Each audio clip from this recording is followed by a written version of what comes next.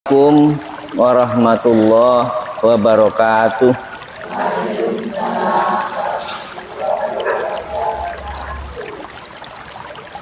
Alhamdulillahirabbil alamin. Wassalatu wassalamu ala asrofil anbiya wal mursalin wa ala alihi wassuhbihi ajma'in. Amma ba'd. Qala Allah ta'ala fi kitabihil karim, a'udzu billahi minasyaitonir rajim.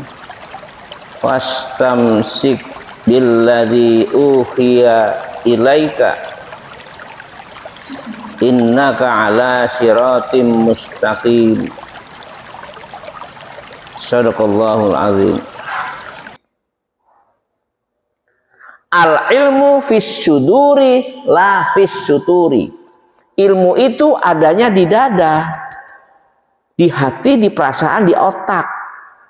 La fis suturi, ilmu itu bukan di kitab-kitab. Kitab hanya catatan untuk mengingat kita belajar. Ya. Untuk kita mentransformasi ilmu perlu baca kitab. Tapi sejatinya ilmu itu bukan di kitab, dia hanya catatan. Dia akan menjadi ilmu dan menjadikan manfaat amal soleh apabila sudah ada di dalam hati. Dan itu dasar kita melakukan sesuatu menjadi amal soleh. Itu intinya di situ. Kita harus paham itu dulu. Maka kita bisa punya ilmu tapi tidak bermanfaat. Maka orang-orang yang akan menjadikan wasilah syafaat nanti di yaumil akhir, ilmu yang bermanfaat, ilmu yang menjadi apa tuh ya, aplikasi gitu. Jadi yang bisa dilakukan, nggak cuma sekedar catatan. Oh saya hafal itu, oh hafal di zaman dulu, di zaman anak kecil saya hafal. Tapi kita nggak pernah mengamalkan. Pada saat masuk masjid nggak pernah baca itu. Masuknya gelendeng mlebu ae wis. Orang sing nyeneni kok, sapa sing nyeneni mlebu dhewe. Tapi kita tahu bacaan itu enggak dibaca, berarti itu ilmu yang tidak bermanfaat. Maka Allah memperhitungkan setiap dosa dan pahala adalah perbuatan.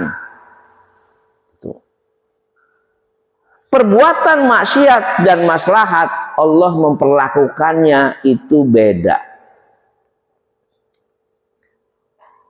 Orang niat berbuat baik belum dilaksanakan, satu kebaikan buat dia dari Allah. Kemudian niat baiknya itu dilaksanakan. Pokoknya gini, contoh gampangnya gini.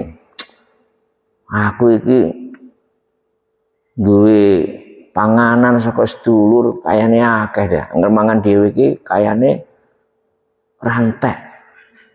Wah wis kok tak kayak bu iki mau mana? Aki ngomong karena ngono, iki wis pahala. Kemudian pada saatnya niat yang tadi mau ngasih sesuatu kepada orang lain dilaksanakan, mendapat pahala lagi. Berarti logikanya orang Islam itu kalau niat karena Allah dan selalu beramal soleh harus banyak pahala. Udah 2 pahala tuh dengan satu pekerjaan. Tapi kalau kita punya niat maksiat sama orang, aku iki kayane karo wong iku piye yo? Kapan-kapan ku anggar lewat kene nunggang motor tak pasangi paku. Lho ngono kan saking sengite kan. Kalau lewat ngebut atau sengit ya. Pokoknya anggar pas dek nih lewat tak kayak paku main bani meledos, pas meledos kawus ngono syukur-syukurin. Itu niat jahat. Pada saat dia membatalkan niatnya, berpikir, nah ini contoh. Jadi itulah bagaimana kita dengan Islam harus yakin betul. Wah kayaknya kasihan deh, kok aku jahat amat sih ya, kok punya niat jahat gitu. Ya Allah, istighfar, astagfirullahaladzim. saya nggak jadilah, kayaknya kasihan deh kalau. Nah, dengan dia membatalkan niat jahatnya, satu pahala buat dia. Subhanallah. Tapi kalau jahatnya dilakukan, maka baru itu satu kejahatan. Subhanallah. Begitu Islam mengajarkan buat hambanya. Jadi logikanya bahwa Islam harusnya banyak pahala ketimbang dosa. Cuman karena setan gak mau diem, gak suka kalau ada orang mukmin yang ikhlas, gak suka kalau ngelihat seorang mukmin yang selalu sami'na wa ata'na kepada perintah Allah dan Rasulnya, selalu digoda dari kanan, dari kiri, dari atas, dari bawah, agar minimal pekerjaannya itu dilakukan tapi niatnya jadi salah. Disinilah setan akan merusak amal soleh anak cucu Adam, karena memang sudah dendam dari mulai diusir dari surga.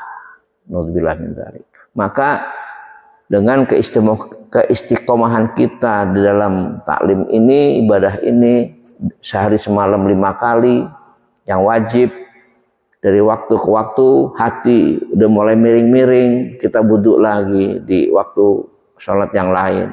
Hati udah mulai miring-miring, sholat lagi di waktu yang lain. Disitulah Allah memberikan pembelajaran, simulasi supaya kita ingat kepada Allah.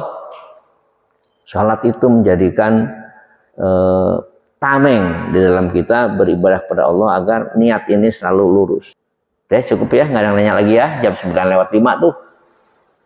Yuk kita tutup dengan kita baca kifaratul majelis. Bismillahirrahmanirrahim. Subhanakallahumma wa bihamdika asyhadu alla ilaha illa anta astaghfiruka wa atubu ilaik. Wassalamualaikum warahmatullahi wabarakatuh.